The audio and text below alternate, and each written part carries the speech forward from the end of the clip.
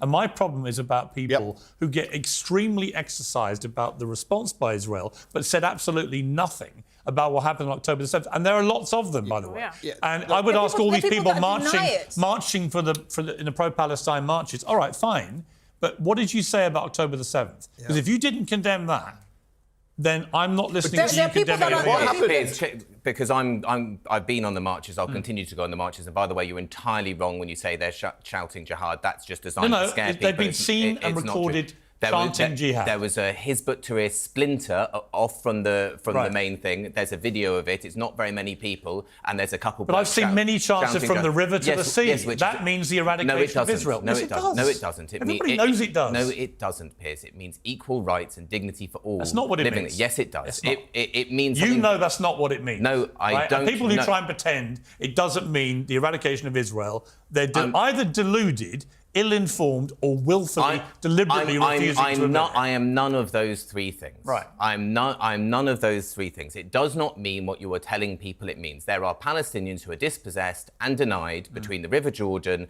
and the Mediterranean Sea, as they have been for many decades. To say from the river to the sea, Palestine will be free is a call for liberation for people who have been denied that is what that decades. US congresswoman said, and she's that Palestinian congresswoman who is a Palestinian origin congresswoman, Rashida Tlaib, who is quite right about it. She's, in my estimation, she's deliberately saying something she knows isn't true. But to go back to your point about the protests and what is being protested.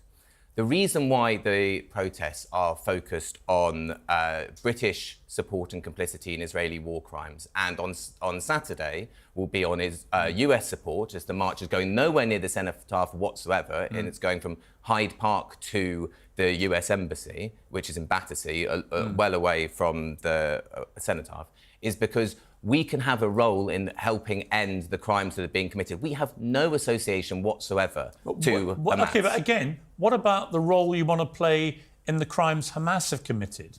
You seem to want Hamas to stay there, some peace deal to be done with the terrorists who committed this act of terror. And again, it comes down to, I get your passion for the Palestinians. I share a lot of the views that they've been treated appallingly, right? But I'm sorry, if you don't feel as strongly about getting rid of Hamas after what they did, why should we take you seriously? OK, so the role that we're sitting here in London, and our government provides diplomatic cover and military support for Israel to carry out its war crimes, right?